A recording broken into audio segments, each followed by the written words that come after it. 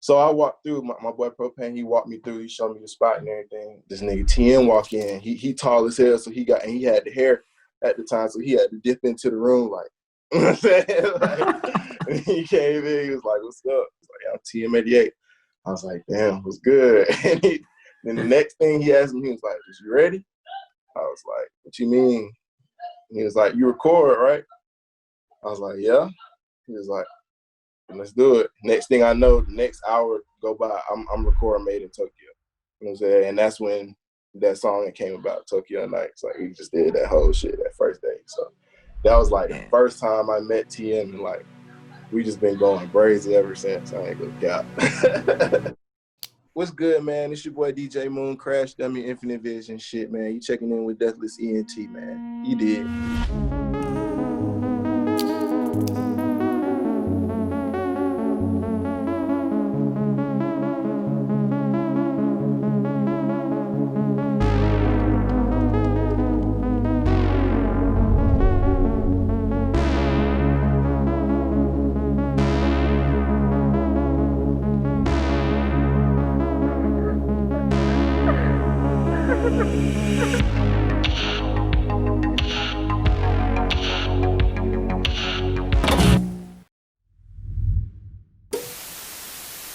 We got DJ Moon today. This is Nikhil. We also got Daniel on the call today. Yo. DJ Moon from Crash Dummy Records. Super excited about this one. Let's get right into it. Yeah. How you feeling, man? Man, I'm good, bro. You know what I'm saying? It's good to be alive. I can't even complain. You know what I'm saying? Feel good, man. How y'all doing? Y'all straight? Yeah, man. We're doing good. We're doing good. Yep, just trying to stay healthy, you know, eat good, try to take advantage of this time, stay productive and shit.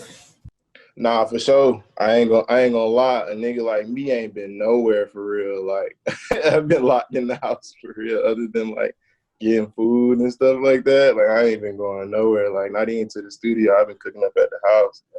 That's all good. That's what we're doing too, honestly. But it's good to see y'all safe and everything, bro. That's why. That's what's up. Yeah, likewise, man. Likewise. It's definitely a serious situation going on right now. So good that everybody's healthy. What I wanted to start with is, let's start with first and foremost, RR with Smokepurpp.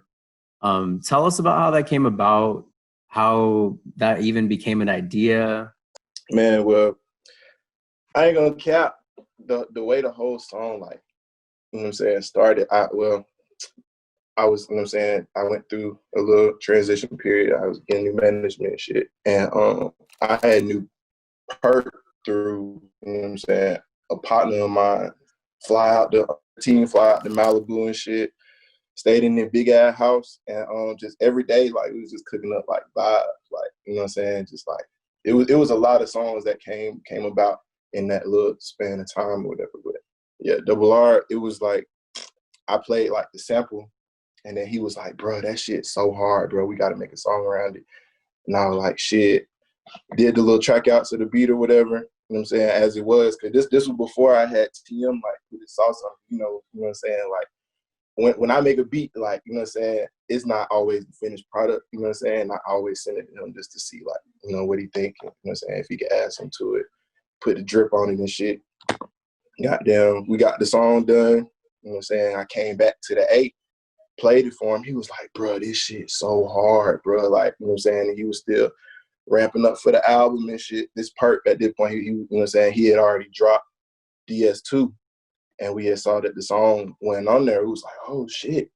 But he still cleared it. So it's like, oh shit, we could drop this motherfucker and it'll go crazy, like, you know what I'm saying? So like, nigga, you know what I'm saying, finished the song, whatever, got it mixed or whatever, and we dropped that shit. That shit been going up. I ain't gonna cap that shit. I heard it's got almost 750,000 plays. So, you know what I'm saying? That's crazy. Spotify. So yeah, that shit went up. Shout out to nigga Perk, man. So yeah, I was wondering, when you guys were in the middle of mixing and producing the track for RR, were you guys aware that it was going to be in the hands of Smokepurpp, or was that something that you guys learned after you guys had finalized the instrumental? Well, like, I had a version of the song that was like unfinished, And like, you know what I'm saying, it wasn't mixed, it wasn't mastered, nothing like that. But, you know, like I said, it was just the skeleton of the song. And then when the album dropped, we was going through like, you know what I'm saying, stuff, you know what I'm saying, the songs that had got cleared for the album, and that was one of the songs, you know what I'm saying, that had gotten cleared. So we really knew after the fact, you know what I'm saying, like, because I had already sent, you know what I'm saying, TM the beat, like, we was like, oh yeah, bro, we gotta see what we could do about it, you know what I'm saying, and then like, boom, it just ended up being clear. It was like, oh man, it's lit, it's, you know what I'm saying, it's gotta be the time, you feel me? So it was cool. That's awesome, man. So what's it like, the collaborative process, like working with TM88? Like you said that sometimes you even like call them up to just to get some feedback. Man, I'll call that man to see what he ate the day before, like, and see if he working out the next day, like, you know what I'm saying, just to fuck with him, like, you know what I'm saying, that's my boy for real, like, you feel me? But like when we talk about music, like, I don't know, it's on like a different like wavelength, like, you feel me? Like when we talk about music, it's deeper than like add this instrument here, do this here, add this hi-hat there. Like it's more like make this feel like this, or you know what I'm saying, I want my brain to sound like, you know what I'm saying, like just on some crazy shit, but something that me as someone who knows how to play instruments as well as like feels music on a different level. I feel like, you know what I'm saying, that whole like our conversations just be crazy. Like what we be talking about, it just, I can't even really put it into words, but you know what I'm saying, we be cooking up some shit. I ain't gonna lie. We got some shit that I can't wait for the world to hear. I know some shit the world ain't probably never gonna hear, but you know what I'm saying? Shout out to Nikhil, bro. So yeah, I see on your Instagram bio that you've worked with like a pretty wide variety of artists, some of which is MadeinTYO, Asian Doll, and Smokepurpp. Have there been any like standout memories that you've had with any of those artists that have left a lasting impact on the way that you have been developing as an artist? I ain't gonna lie. I did a song with Asian Doll and Smokepurpp at the same time. Oh, wow. It's called Draco, and we did that song because so I had finished, you know what I'm saying, wrapped up or whatever. Like I had basically got, you know what I'm saying, a management deal, and like was, you know what I'm saying, cool. Like, you know, we was traveling and stuff like that, and I had got on the Gucci Man tour. It was like 2017, no, 2018, in the 2018 like November, and we was on tour, and goddamn Smokepurpp and Asian Doll was on the tour, as well as like Pablo Juan and shit like that. But I don't think he pulled up to this show. It was like one of the shows. It was like I can't remember where it was at. It was like off the West Coast.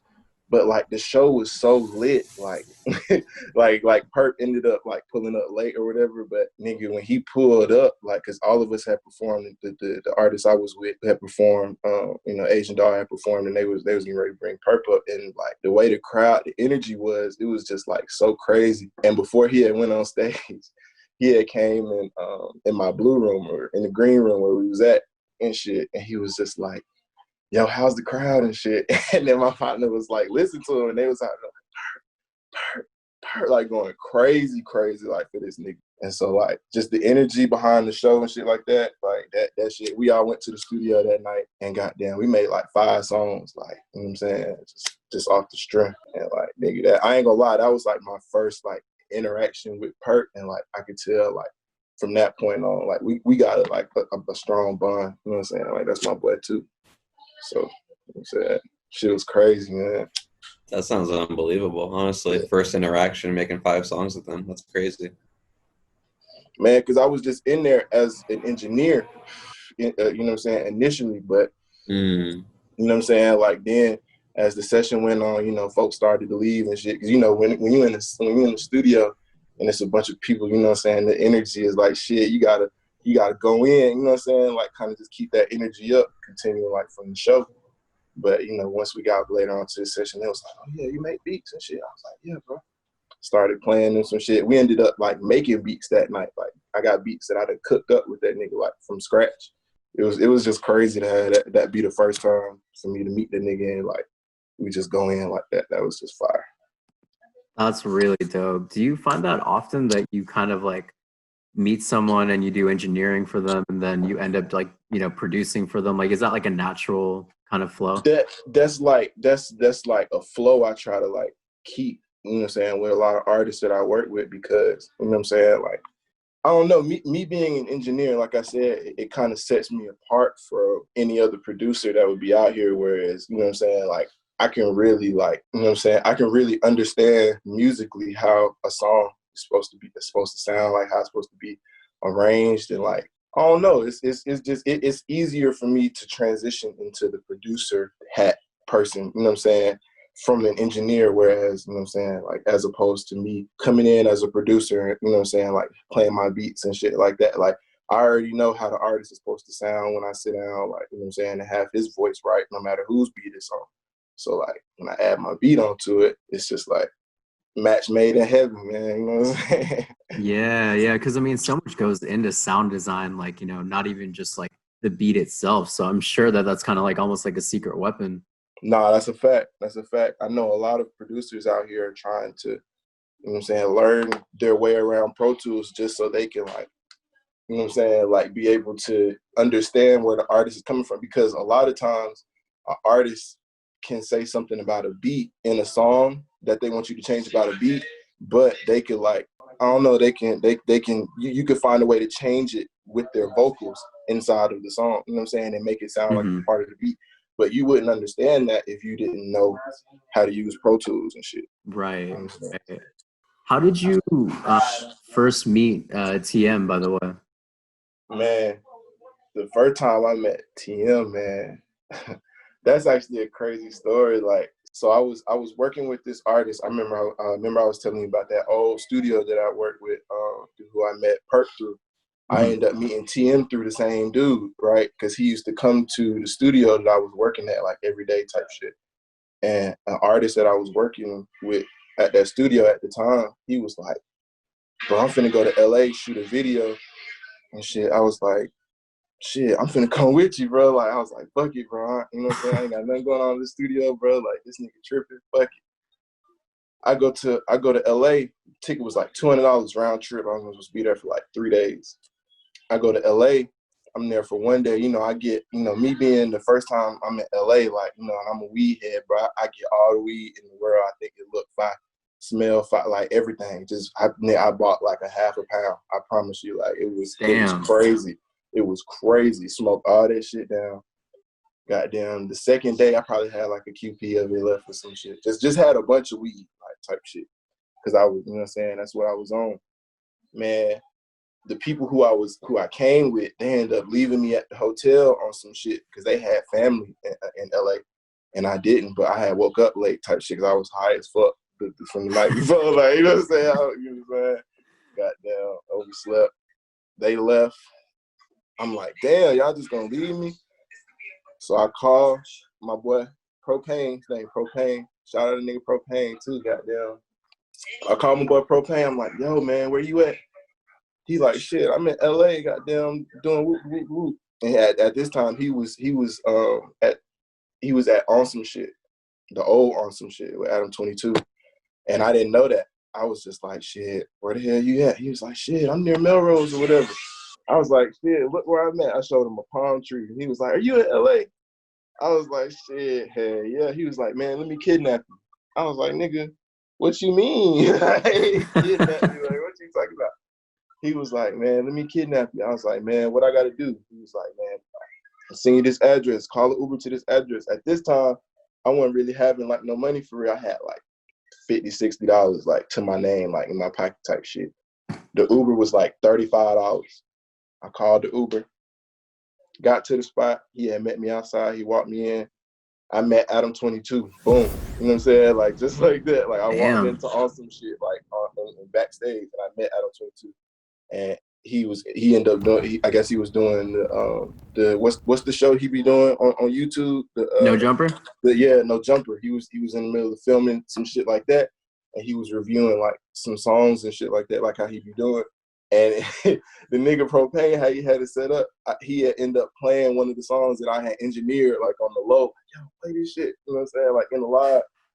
played that shit, and I was like, yo, shit, it's lit. You know what I'm saying? But I didn't understand how lit it was until after, like, it's like, yo, that's down 22, that's no joke. That's, you know what I'm saying? I was like, oh shit.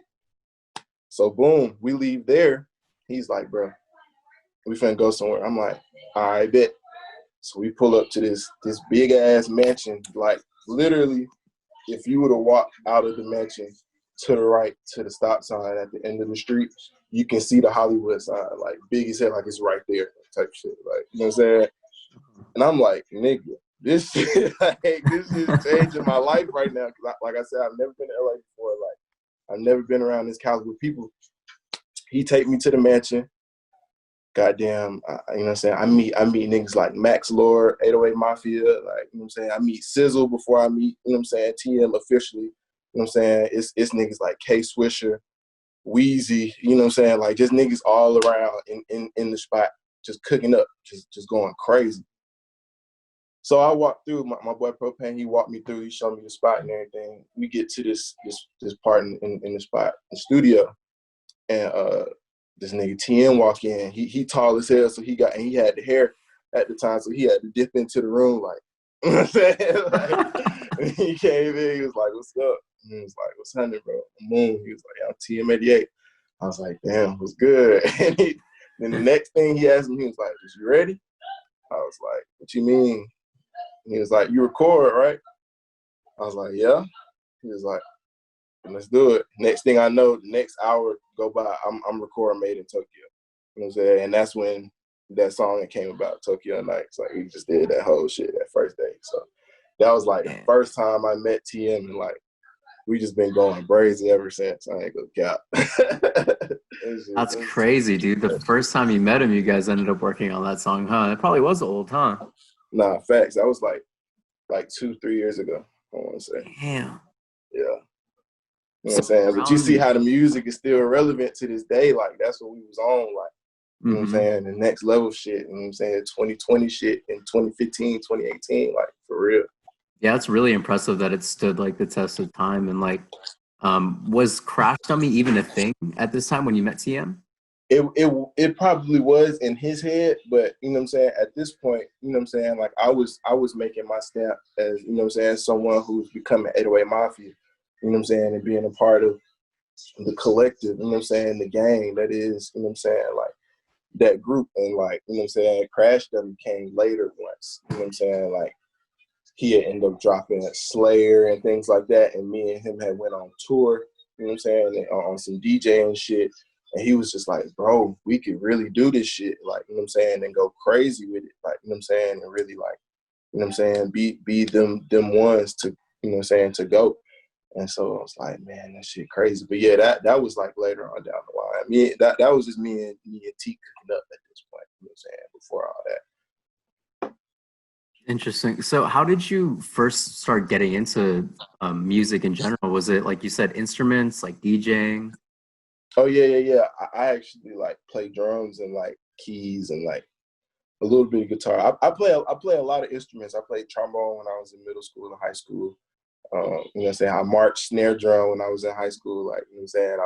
I was the next to the center snare, like, you know what I'm saying? The one who counts everybody off and all and everything. Like, I was that guy. And like, just me being like in that environment, I guess it was just like the easiest thing. Like, and then like, once I figured, I felt like I had mastered that at some point. I went home, started like just messing with some songs that I like. Ended up downloading Virtual DJ. I don't know if anybody uses Virtual DJ still, but goddamn, downloaded Virtual DJ and started like, you know what I'm saying, mixing those songs, making mixes and stuff like that. And then that grew into like, man, I can make beats better than these niggas, man. And you know what's crazy? When I first started making beats, I wasn't even making beats on FL Studio. I was making beats on Reason 4. And like the Reason I had was so old at the time. It was just like I was programming everything, like drums, hi-hat rolls. Like I would literally have to draw out like the hi-hat. Like it would be crazy, bro. Like I had to do a whole bunch of shit. But like that was like way before, you know what I'm saying? Like I found out about FL Studio, and, you know, I just grew from there. You know what I'm saying? It just got lit. You know what I'm saying? So did you ever like take any like formal like classes, or was it mainly just like YouTube tutorials and all that. It's, you know, it's crazy when I like cook up with folks and they be like, oh, I look at YouTube and stuff. I be like, bro, I hate YouTube, but I really love YouTube, bro. Like, you know what I'm saying? Like, YouTube The really best. shit, bro. Like, YouTube will teach you anything you want to know. But, you know what I'm saying? As far as I'm concerned, when I learned how to make beats, like, it was like, I had people to, like, you know what I'm saying? Like, kind of look over their shoulder. Like, for example, like, when I that studio I was telling y'all about when I had, you know what I'm saying, flew to LA, this story all connects. Like, you know what I'm saying? Like, it's like in the beginning of that, you know, I was playing keys at church. You know, I used to play drums and keys, you know what I'm saying, in my local church and everything like that. And I, like, one day after church, I had met this guy who used to also play drums at the same church. And he was like, yo, we got this studio up the street. Come pull up at the studio and play drums. So we pulled the drums out at the studio. I'm like, it's a studio up here, bro. Like, we playing the drums outside the studio. Like, what we doing? Like, bro. But anyway, we was playing the drums, and then we ended up going into the studio. I ended up meeting the owner. And then over time, you know, from that day, like, I just ended up, like, you know what I'm saying, watching him record, like, making beats with him and stuff like that. Like, and he's really, like, one of the reasons why I learned how to record and then make beats and, like, have that be a process. You know what I'm saying? Like, over the years and stuff like that. Like, and that was like a major eardrummer studio at the time. Like, that studio, Ray Shrimmer had recorded No Flex Zone, all of the first, what's the name of the album? I think it was Shrem Life? Shrimp Life. Yeah, the first Shrimp Life, you know what I'm saying? They made No Flex Zone, No Type, all of that in that studio, you know what I'm saying? And I was at the time just an intern, but I had worked my way up through the ranks, you know, ended up being the main engineer at that studio. And, like, you know what I'm saying, just over time, like, just watching people, like, you know what I'm saying, like, cook that shit up, Quay, nigga, watching A+, Mike Will sometimes would come in the studio, just watching them cook up, that really, like, had an impact on, like, you know what I'm saying, how I started making beats and stuff.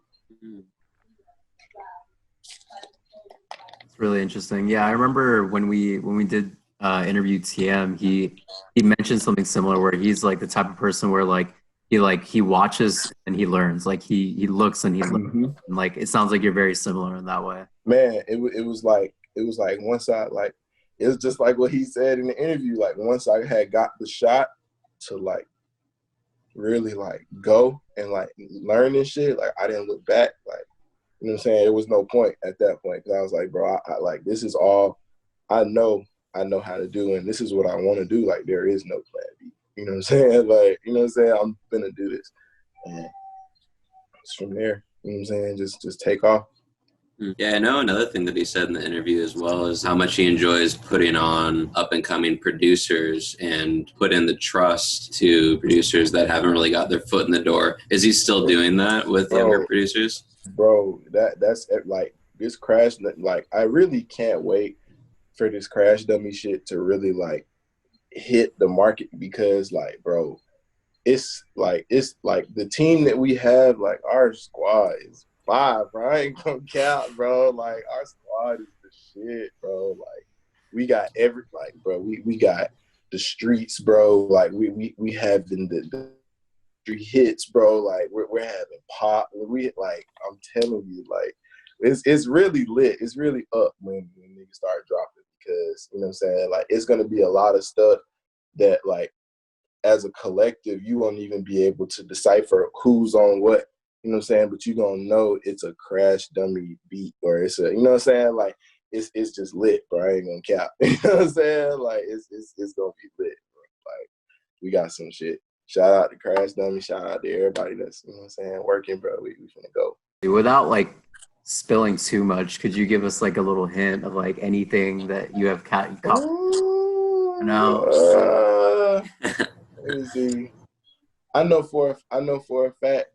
I know for a fact my boy Pluto finna drop. So, you know what I'm saying? All I'm saying is just look out for Pluto. You know what I'm saying? Like, you feel me? Just look out for that Pluto. That Pluto, man. Pluto meaning future. Yes. Okay. I'm not gonna ask you to play a snippet or anything, but I wanted to get a little bit. It's, you know what I'm saying? We got some stuff, you know what I mean? got some stuff. I could play you a snippet of some other stuff though. I have a song that with Lil Keed and Guap Tarantino that's coming out That'd be later. sick. Again, you know what I'm saying? Hold on. It's called Whoa. I'm Lil Keed.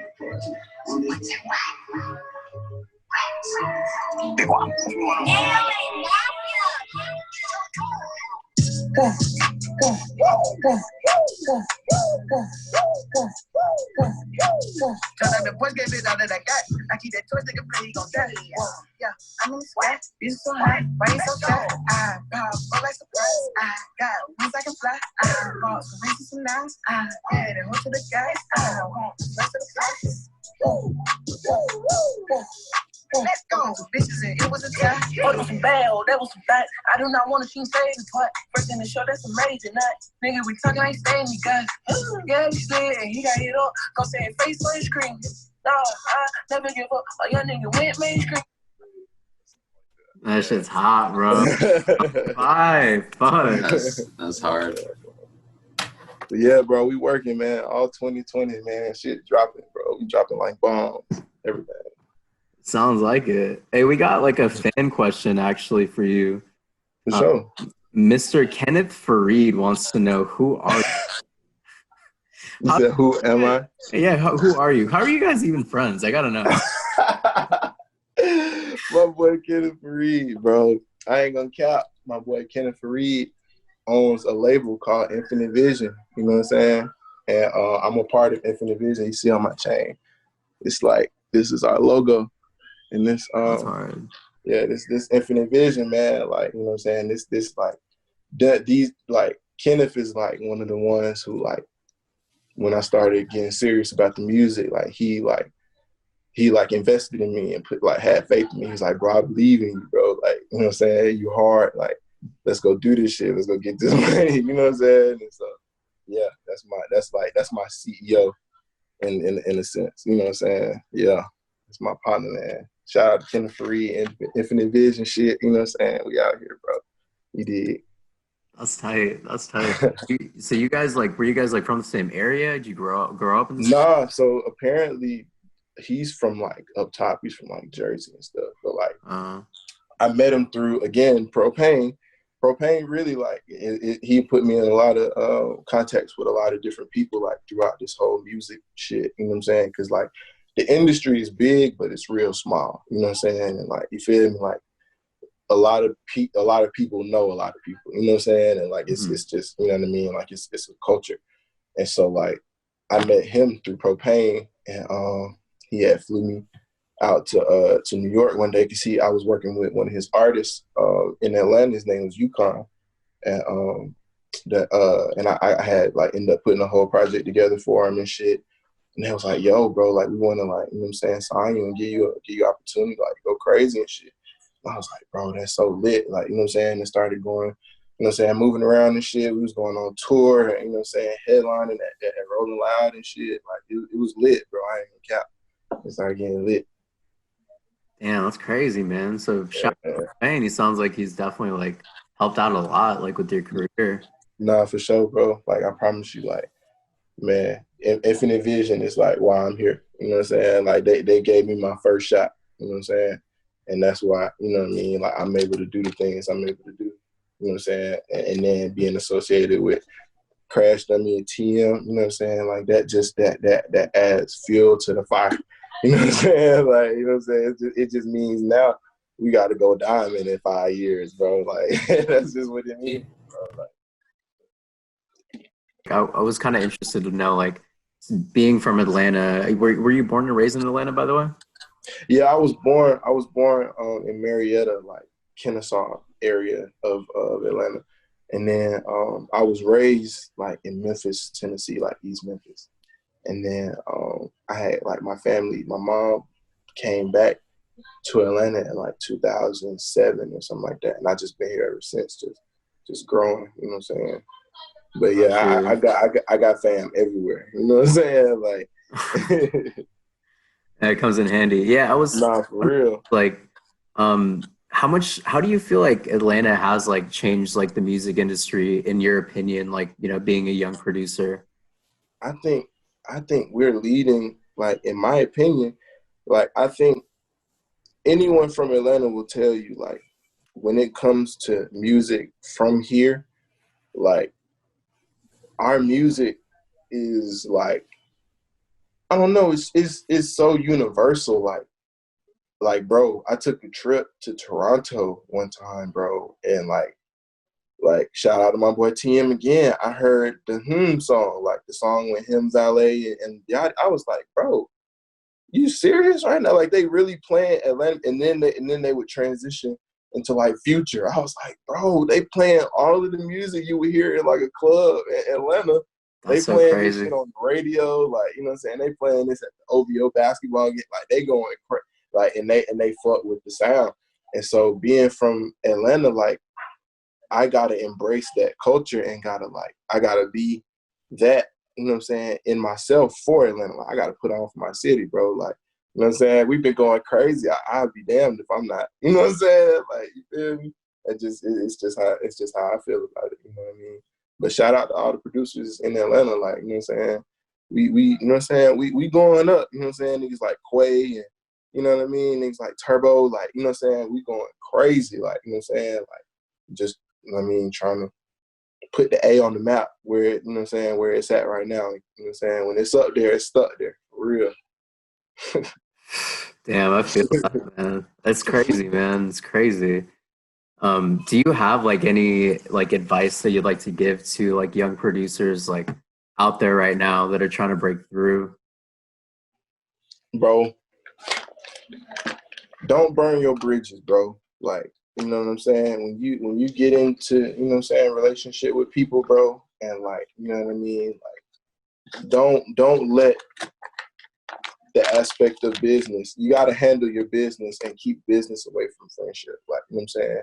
Be about your business, but don't burn your bridges. You know what I'm saying? Like, you gotta make sure that, you know what I'm saying? Because at the end of the day, I feel like in a healthy business relationship, like, that would allow for you to, you know what I'm saying, have some type of moral value towards somebody who you're doing business with. Like, you know what I'm saying? Like, you don't necessarily have to call them a friend, but nigga, if we both getting money together, like, you know what I'm saying, why wouldn't I want you to be successful and living good? And, you know what I'm saying? Like, you feel me? That's just me, as, you know what I'm saying, someone who's still, how would you say it? Like, you know what I'm saying, confident in the human species, like, you know what I'm saying, like, in people's faith, and, you know what I mean? Like, I You just gotta feel support like, each other. nah, for real, man. Like, man, if we could really like stick together and, like, you know what I'm saying, help, like, be a part of the bigger picture, I promise you, bro. Like, just do your due diligence, bro. Like, you know what I mean? And I feel like you'll take off, bro. Like, you know what I'm saying? And mix your drums, bro. Like, it's not all about like like plugins and processors and EQs and compress. Like, it's not all about that, bro. Like, when you establish a feeling and you establish like a groove in a beat, bro, don't overdo it. You know what I'm saying? Like, I promise you. Don't second guess yourself. It's hard the first time. I promise you, bro. I promise you. Like, you know what I'm saying? You're gonna overthink it, but I promise you it's hard the first time. And if you don't think so, come back to it, and, you know what I mean, you'll have a whole different perspective. Thanks so much for your time, by the way, bro. I really appreciate this. Like, It's all love, bro. I appreciate the opportunity, dog. and like we were thinking, like, dude, so whenever this shit clears up, like, you're ever in the Bay Area, if we could do like an in-person interview, like, we gotta nail that in for sure. That'll be lit, bro. I ain't gonna count. That'll be dope. I ain't gonna count. Me and T got plans, bro. When this shit clear up, bro, the first thing we are doing, we booking the first thing smoking, bro, back to LA, bro. I'm telling you, bro, that's something coming home, bro. That's what we doing, bro. We coming home. Dude, thank you again. Really appreciate your time. Bro, appreciate it. Good meeting you, Moon. Murakami says hello. That's dope. That's little flower face. But yeah, bro, appreciate the love, bro. Appreciate the opportunity. Always, bro. Crash Tell Me Forever. You did, man. Let's get it. Slut.